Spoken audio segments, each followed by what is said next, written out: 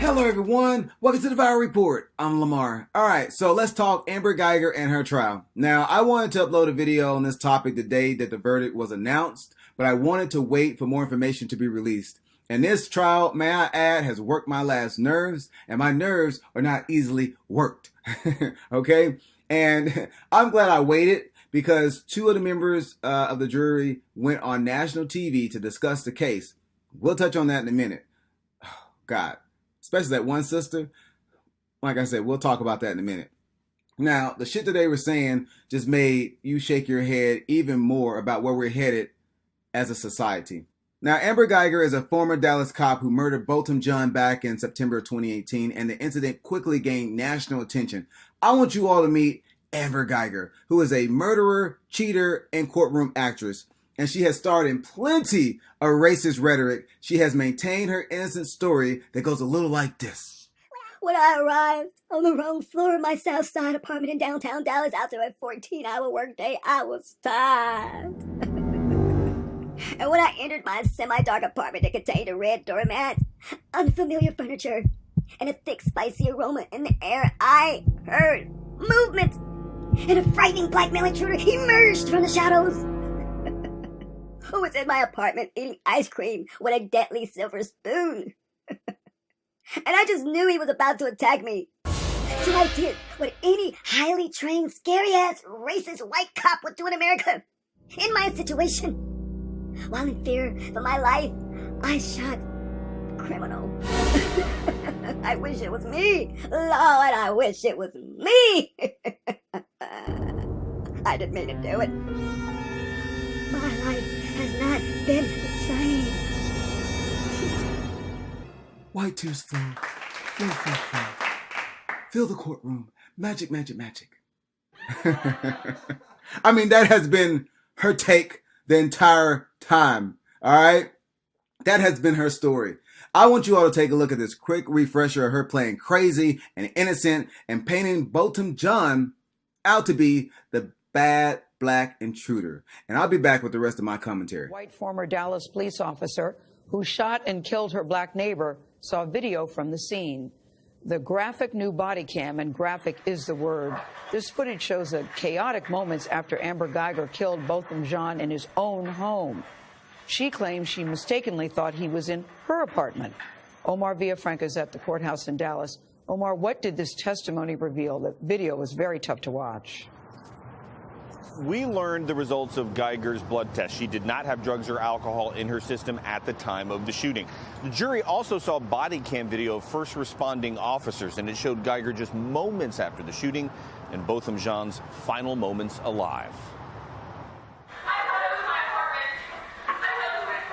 Former Dallas police officer Amber Guyger appears frantic in this body cam video. She told investigators she mistook 26-year-old Botham Jean for a burglar in her apartment when she opened fire. Moments later, you can see one of the officers begin CPR on Jean for 7 minutes, who is face up on the floor, bleeding from a gunshot wound.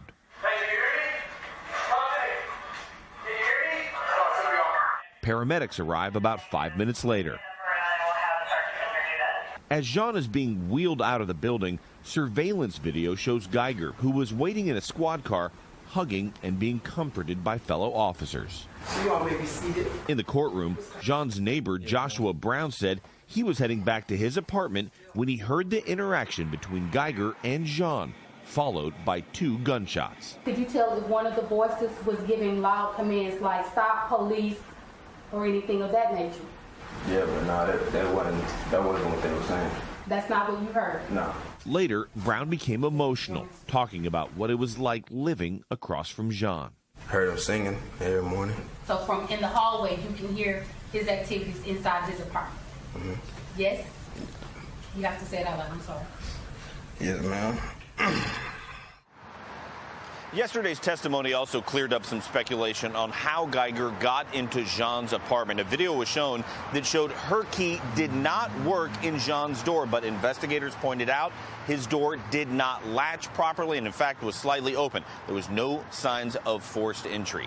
Testimony resumes later on. All right, so y'all just seen that crazy recap of Amber quickly trying to cover her ass, talking about she thought Botham's apartment was hers and the cops hugging and pampering the killer.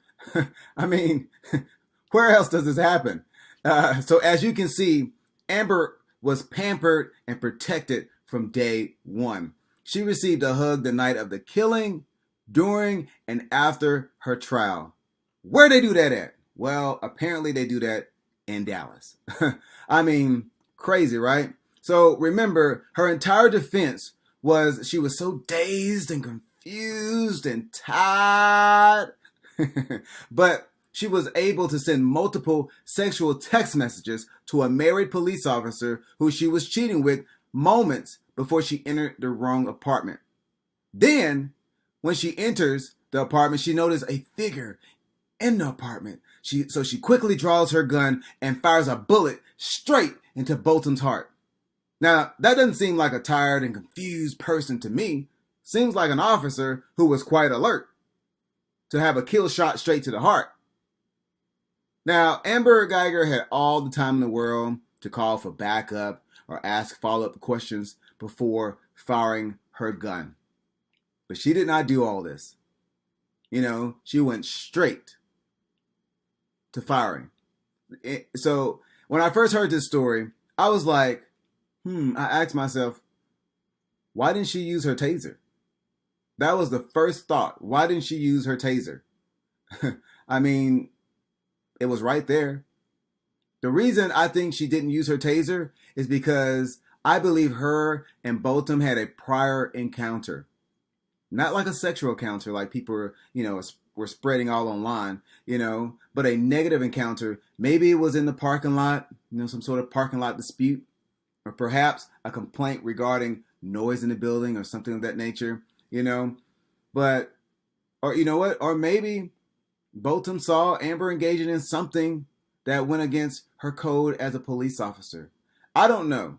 But for an incident that shouldn't resulted in death, but resulted in the death with a kill shot to the heart, it just doesn't make any sense, and this is my opinion, and in my opinion, I think this was premeditated.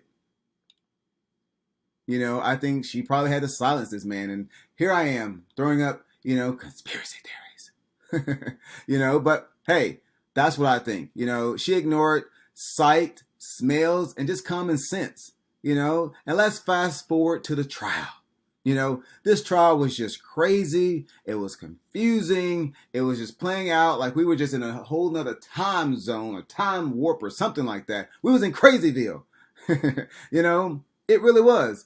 And, when Amber Guyger got on the stand and she started producing those fake white angelical crocodile tears, I said, you know what? This woman gonna play this court. She gonna play. And I was right. And she played everybody in that courtroom. And you saw just that. You saw the brother of Botham ask the judge repeatedly if he can give her a hug. You saw the black bailiff stroking the killer's hair to comfort her.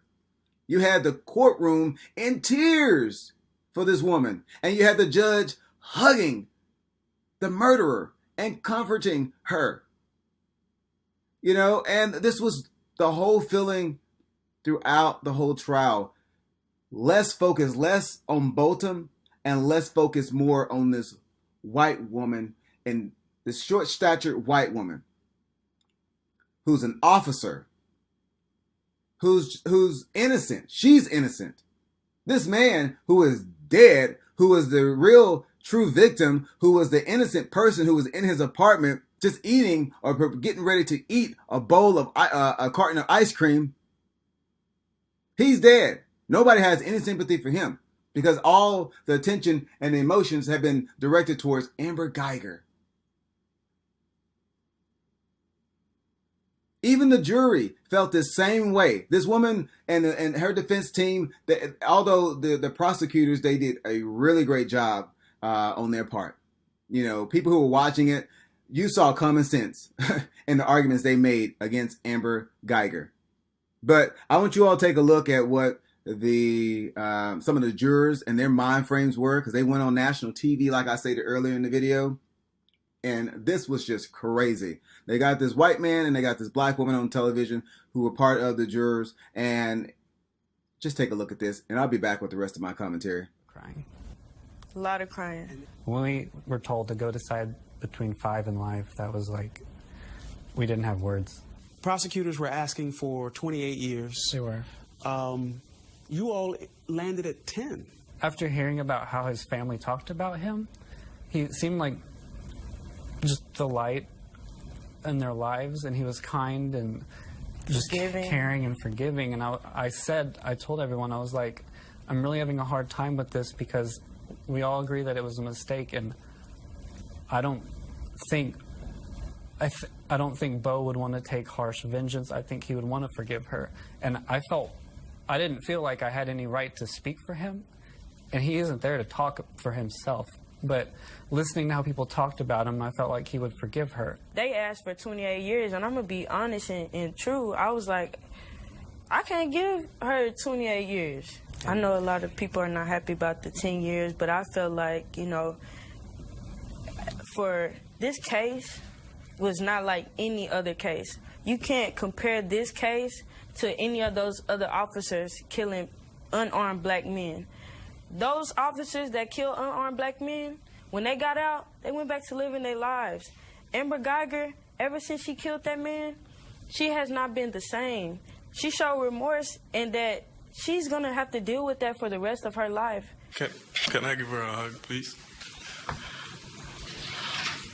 Please?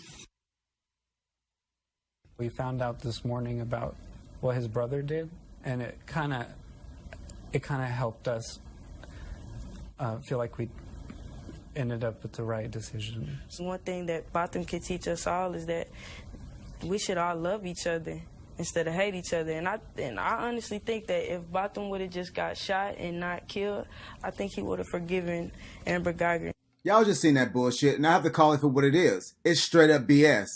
You know, I'm glad that they went on national TV because it shows you exactly how America sees black lives and how some black people see themselves. You know, at the end of the day, I could see the white guy not sympathizing with Botham's murder because he saw himself, his mother, his cousin in Amber Guyger. And so did a lot of other white Americans across America who was happy, you know, to find out that the family forgave Amber. So like I said, I can write his statement off because he was going to feel that way regardless. But I have a major problem with that sister who couldn't open her eyes to find the bigger picture, and that's to see herself, any of her friends or relatives in Botham Jean. It spoke volumes to the deterioration of the black mind frame and how a large part of slavery still lingers, how a large percentage of that mentality still lingers to this day within black America. You know, the white guy instantly saw himself or one of his loved ones on trial and felt sorry for the murderer. I want y'all to take that in. He felt sorry. He saw himself. He saw his family in Amber Guyger, and immediately he had some sort of soft spot for her. You know, but the black woman saw what the media has always programmed her and so many others to think, and that is, you're always guilty just for being black. If you're black and you're accused of something, you automatically have done something wrong, even when the evidence says otherwise. You know, and I can't believe this black woman saw an innocent white woman with a badge crying and felt so remorseful. Talking about, you know, Amber's life hasn't been the same since Botham's death. Gee, ya think? The case went viral from the beginning. Of course her life was going to be turned upside down. Death threats and all kind of other stuff on social media. I mean, the lady literally had the privilege to turn herself in 3 days later, and not even in a county, not even in a Dallas county, but in a whole different county. You know, that was just crazy in itself. You know, and, you know, I'll just wrap up this video with this. Most white Americans came together and shared the same thoughts around Amber's innocence. You saw this on social media, TV, and through radio. However, the black people's voices who could have been a little bit louder, like her family and the judge and her those voices could have been a little bit louder, and they could have gotten this murderer 28 years to life if they had just reacted in a whole different manner. I believe they dropped the ball, and this is just a slap in the face to the justice of Botham and any similar case in the future that comes after this one. And for the brother of Botham to go publicly beg the judge to hug his brother's murderer, and then proceeds to just run up to the murderer like a lost puppy dog who hadn't seen his owner in months, is just disgusting. Can I give her a hug, please? Please? I think the brother and Bolton's father had some sort of weird, low-key sexual attraction for Amber Guyger and all the seductive dresses, her defense team had her wearing in court. And what's up with the dad talking about, he wouldn't mind being friends with Amber Guyger when she gets out of jail in a few years. I mean, sir, Amber Guyger don't want to be your friend. In fact, she probably will have some sort of, interaction with them, with the family shortly after her release. But then after that, she's gonna go back to normal, her old ways. She don't care anything about this family, and she don't want to be their friend. You could tell the father wasn't paying attention in court because her racist character and her beliefs were proven in court. That's why her defense team in the closing arguments, they kept saying, don't pay attention to the text messages and her past social media posts. Get that out of your mind. That's what the prosecutors want you to think. They just want you to, think of her bad character. They just want to paint her in a negative light. Amber wasn't this way. That's what her defense team in their closing arguments, before the jury went out to deliberate, that's what they were saying. But anyway, at the end of the day, this was a 30-year-old woman who is a cheater and a murderer, and she knew exactly what she was doing when she entered that apartment. And leading up to her entering that apartment, she was sexting, her colleague who she was cheating with. So, and for the black judge, she had to do all this buffoonery in order to stay in good faith within her privileged elite social circles. Believe me, the last thing she wanted to do after this trial is have white Dallas after her. It did come out. There's a group that filed a complaint against her for her actions, coming off the bench and actually hugging Amber Guyger. So, I bet she's never hugged or even given a black defendant her Bible and said such kind words to them while they were on trial in her courtroom. So I'm done with this story. I just want to let me know what you all think in the comments below. And you know what? I'll see you in the next one. Peace. Oh man, we about to get this party started. If you made it this far in the video, do me a favor. Hit that subscribe, like, and that notification bell. It ain't a party until you subscribe. I love you for watching, and I'll see that beautiful face in the next one. Peace.